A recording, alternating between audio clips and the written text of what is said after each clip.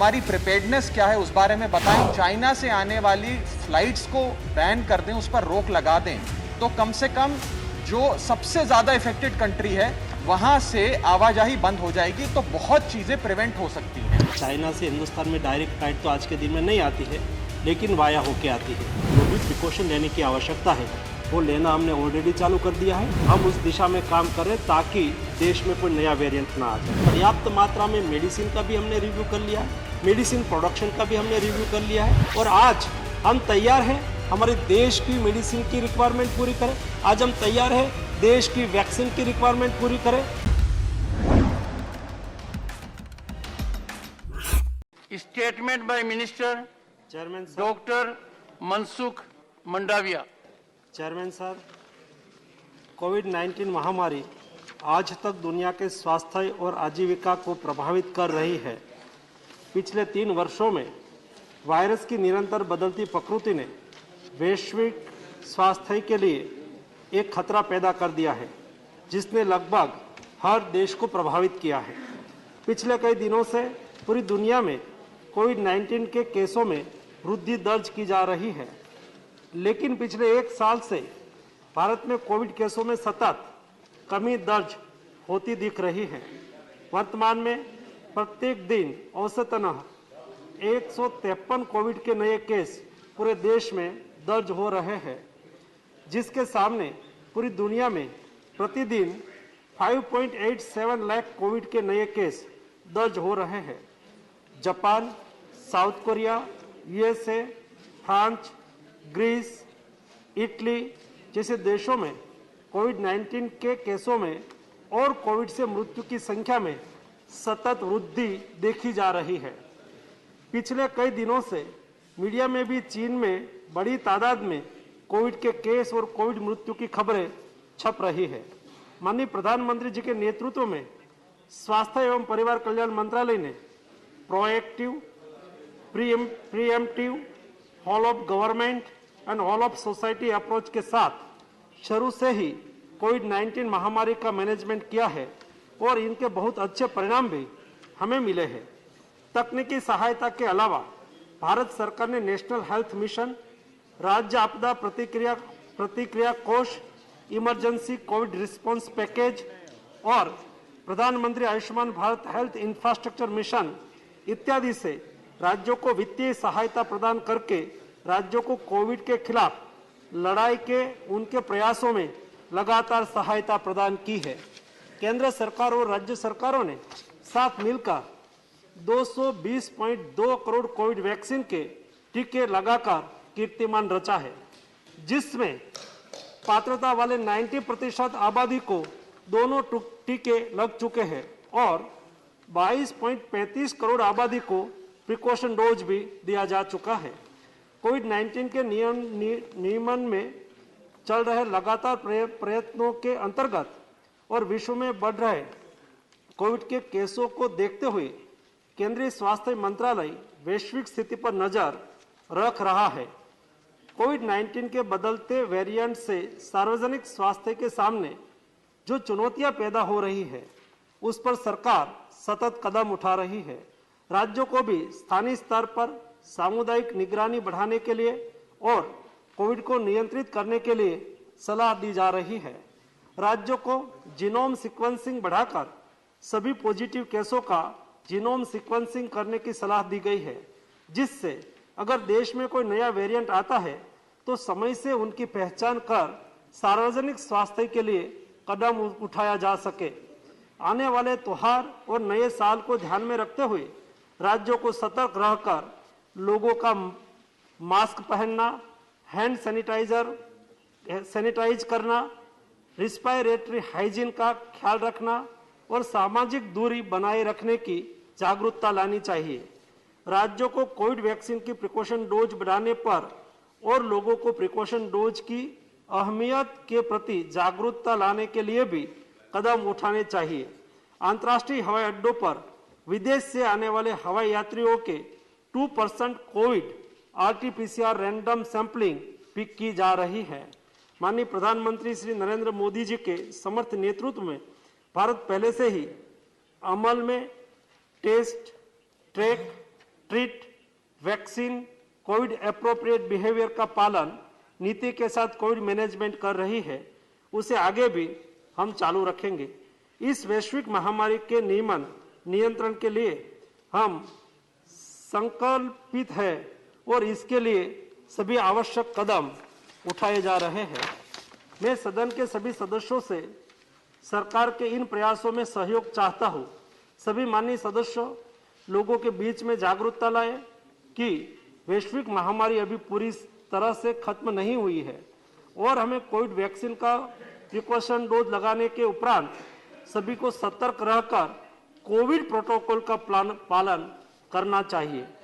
हमारे दुश्मन Covid virus समय समय पर अपना स्वरूप बदल रहा है और हमें एक साथ मिलकर दृढ़ संकल्प के साथ उसके खिलाफ अपनी सामूहिक लड़ाई जारी रखने की लगातार जरूरत है। धन्यवाद। Shri Raghav Chadha, one sec please sir send your slip and take your seat. Mister Raghav Chadha, I will come to you.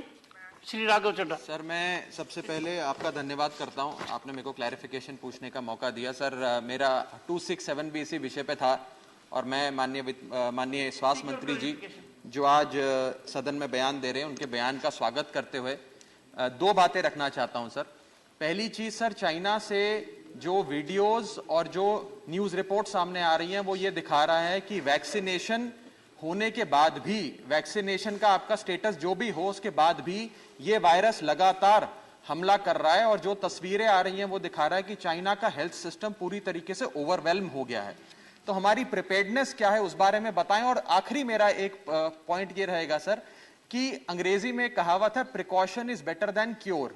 अगर हम चाइना से आने वाली फ्लाइट्स को बैन कर दें, उस पर रोक लगा दें, तो कम से कम जो सबसे ज्यादा इफेक्टेड कंट्री है वहां से आवाजाही बंद हो जाएगी, तो बहुत चीजें प्रिवेंट हो सकती हैं। ये मेरा सुझाव रहेगा माननीय स्वास्थ्य मंत्री। Shri Tiruchi Shiva. Thank you, Chairman, sir. Sir, the last line of the minister's statement conveys something.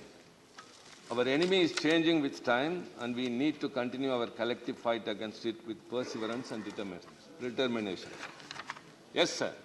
The pandemic has infected people after 2 doses of vaccine and 1 more booster. So I think whether the government is prepared to face the incoming pandemic, the nature of it, and the methods to face it, and mostly since it is related with the lungs, are we prepared with enough oxygen, remdesivir or anything of that sort, whether the government is prepared or taking efforts. Thank you. Mohammad Nadimal Haq. Thank you very much, sir.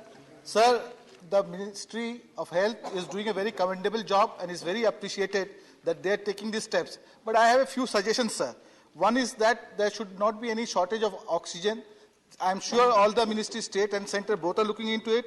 Sir, the migrant population last time suffered a lot. Steps should be taken so that the scenario is not repeated. Sir, there should be some increase in health professionals and also some financial help should be given to states. At last, I say, we are all responsible citizens, sir. It is our duty also to make sure that all the COVID protocols are followed. Just, sir, is baar mat boliyega ki is baar thali bajao. Thank you, sir. I can tell you, honorable members, during my 2 visits abroad, as Vice President and Chairman of this House, the good work of the Union Health Minister fell in my ears.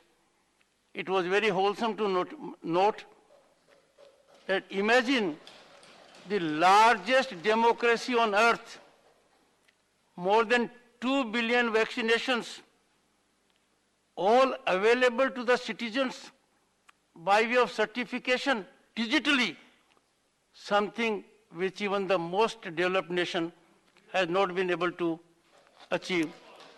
Mr. Vasan. Sir, very thankful to the government and the minister, sir, when even wealthy countries with a population of 20-25 crores were struggling to combat with COVID-19. India with 130 crores, sir, dream come true. We were able to have COVID settled together with all our council of other states, sir. This time, sir, I would kindly like to tell the minister, sir, last time in COVID, even in cities where educated people were there, we were not able to follow the awareness given by the government, sir. This time, both, not only in the cities, also in the district and villages, awareness should be more, sir, so that the people compulsorily Minister. follow the guidelines. Honorable Minister.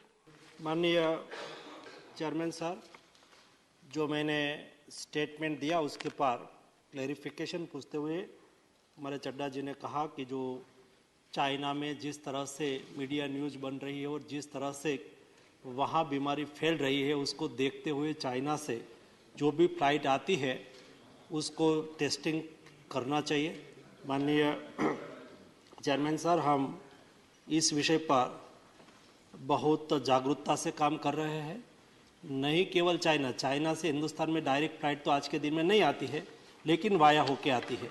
लेकिन जैसा दुनिया में case बढ़ने लगा, हमें best Covid management का भी एक अनुभव रहा पिछले 2 साल से, और कोविड के लिए क्या क्या प्रिकॉशन लेना चाहिए सारी दुनिया के साथ लगातार मैं एज ए हेल्थ मिनिस्टर बात कर रहा हूँ, WHO से बात कर रहा हूँ, तो उससे पता चलता है कि कौन सी दिशा में आगे बढ़ रहा है कोविड क्राइसिस। उसको देखते हुए जो भी प्रिकॉशन लेने की आवश्यकता है वो लेना हमने ऑलरेडी चालू कर दिया है। आज प्राइमरी स्टेज पर कोई भी यहाँ पेशेंट, यहाँ ट्रैवलर आते हैं, नहीं केवल चाइना, कहाँ से भी आते हो, तो भी हम 2% रैंडम सैंपलिंग करना चालू ऑलरेडी कर दिया है, और आने वाले दिनों में उसको धीरे धीरे आगे बढ़ा के आवश्यकता के अनुसार कंपलसरी करना पड़े तो भी कंपलसरी करेंगे।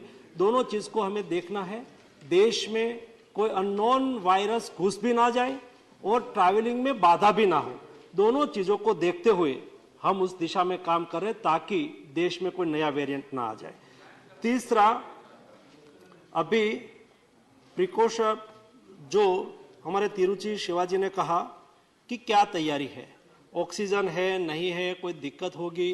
हमने आज से नहीं, कल तो विषय इसलिए उठा कि मेरी एक जिम्मेदारी बन गई कि सम्मानीय 3 सांसद ने राजस्थान से मुझे पत्र लिखा और उन्होंने मुझे कहा कि राजस्थान में जो यहाँ भारत जोड़ो यात्रा पास हुई और कई लोग ये यात्रा में शामिल हुए, शामिल होने के बाद वो पॉजिटिव पाए गए। सम्मानीय मुख्यमंत्री हिमाचल भी पॉजिटिव पाए गए यात्रा में भाग लेने के बाद। तो मुझे कहा कि उसके लिए प्रिकॉशन लेना चाहिए, आपको उसके लिए कुछ न कुछ करना चाहिए। तो मेरी ये जिम्मेवारी थी कि मैं राज्य के मुख्यमंत्री को लिखूं और यात्रा जो कर रहे हैं ऐसे उसके कन्वीनर को भी लिखूं कि उसके ऊपर प्रिकॉशन, उसके ऊपर जरा कोविड प्रोटोकॉल का पालन करें। मैं बात में पॉलिटिक्स में नहीं जाना चाहता हूं, लेकिन एज ए हेल्थ मिनिस्टर मेरा दायित्व है कि देश में कोविड ना फैले और उसके लिए मैं जागरूकता से काम करने की कोशिश की। लेकिन खास लोग थे, मैं क्या करूं अध्यक्ष जी, चेयरमैन साहब, खास लोगों के मैंने बोल दिया तो खास लोगों के फेवर में लोग निकल पड़े और नहीं बोलने की भाषा में मुझे और प्रधानमंत्री जी के बारे में भी टिप्पणी कर दी। वो एक बात है, लेकिन जब से कोविड चालू हुआ, फर्स्ट सेकंड वेव और थर्ड वेव, अभी थर्ड सर्ज वेव तो नहीं था, हमने कभी कोविड क्राइसिस पर पॉलिटिक्स नहीं किया था और नहीं हम करना चाहते हैं। आज देश में हर हॉस्पिटल में, जो बड़ी हॉस्पिटल है वहां PSA ऑक्सीजन प्लांट लगाया है। मैं रेगुलर मिनिस्ट्री से हर 15 दिन में रिव्यू करता हूं कि बंद तो नहीं हो गया है ना, चालू है ना, क्योंकि उसको चलाने के लिए भी बहुत बड़ा खर्च होता है और रिक्वायरमेंट हॉस्पिटल की कम होती है, तो अनलेस अनयूज पड़ा रहता है, तो समय पे हम उसका उपयोग कर पाए, इसलिए हमने रेगुलर उसका फॉलोअप भी लिया है।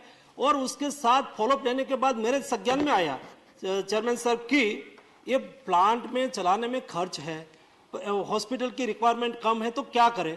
तो मैंने कहा कि आप उसको PPP मोड से किसी को चलाना दे दो ताकि वहां से ऑक्सीजन उसमें से बनने वाला ऑक्सीजन का उपयोग करके दूसरी जगह पे भी वो बेचे और उसको अच्छी तरह से चलाए, ताकि हॉस्पिटल को आवश्यकता हो तब वो बंद ना हो। इसलिए ऑक्सीजन प्लांट भी सारा चालू है। देश में सभी अस्पताल में पर्याप्त मात्रा में मेडिसिन का भी हमने रिव्यू कर लिया है, मेडिसिन प्रोडक्शन का भी हमने रिव्यू कर लिया है। आज दुनिया में मेडिसिन की क्राइसिस होने लगी है, तो हम तो वसुधैव कुटुंबकम की भावना से काम करने वाले लोग हैं। हम तो हमारे घर के द्वार पर लाभ शुभ लिखते हैं, हम केवल लाभ की बात करने वाले लोग नहीं हैं। जब लास्ट दुनिया में मेडिसिन की क्राइसिस हुई थी तब प्रधानमंत्री जी ने मुझे निर्देश दिया था कि नहीं केवल भारत की रिक्वायरमेंट को पूरी करना है, लेकिन दुनिया को भी मदद करना है। 150 कंट्री में हमने मेडिसिन सप्लाई की थी। और चेयरमैन साहब, केवल मेडिसिन सप्लाई की ऐसा नहीं, क्राइसिस थी तो हम प्राइस भी बढ़ा सकते थे। दुनिया आज हिंदुस्तान की वाहवाही इसलिए कर रही है, ऐसी स्थिति में इंडिया ने प्राइस नहीं बढ़ाया और सस्ती मेडिसिन दी, दूसरा, उस वक्त हमने भी कई कंट्री से कई चीजें इंपोर्ट की थी और वो कई बार पुरियस भी पाई गई। 150 कंट्री में से कोई भी कंट्री की शिकायत नहीं आई कि इंडिया से आई हुई कोई भी मेडिसिन पुरियस हो। ये दो काम हमने करके दुनिया को दिखाया और आज हम तैयार हैं हमारे देश की मेडिसिन की रिक्वायरमेंट पूरी करें। आज हम तैयार हैं देश की वैक्सीन की रिक्वायरमेंट पूरी करें और आज हम तैयार हैं आने वाले दिनों में, आज एक्सपर्ट कमेटी ने उसको अनुमोदित कर दिया है नेशनल वैक्सीन को, वो भी आ जाएगा। तो उसमें कोई इंजेक्शन लेना नहीं है, नोज में ड्रॉप डाल देना है, आप सिक्योर हो गए। ये भी भारतीय साइंटिस्ट लोगों ने विकसित कर दिया है। ये हमारे साइंटिस्ट की उपलब्धि है। कहने का मतलब ये है कि कोविड के सामने लड़ने के लिए पूरी तैयारी हमने की है, लेकिन भी ये वायरस बार बार म्यूटेट होता रहता है, अपना स्वरूप बदलता रहता है। हम सब लोगों की जिम्मेवारी, हम नहीं कहते कि हमने ही सब कुछ कर दिया, हम कहते हैं कि सब लोगों ने साथ में मिलकर किया है और आने वाले दिनों में भी एक क्राइसिस आगे बढ़े तो सारा देश एक होके फर्स्ट और सेकंड वेव का जैसा सामना किया है वैसा सामना कर सके, इसलिए पूरी तैयारी भारत की सरकार की ओर से हमने कर लिया है।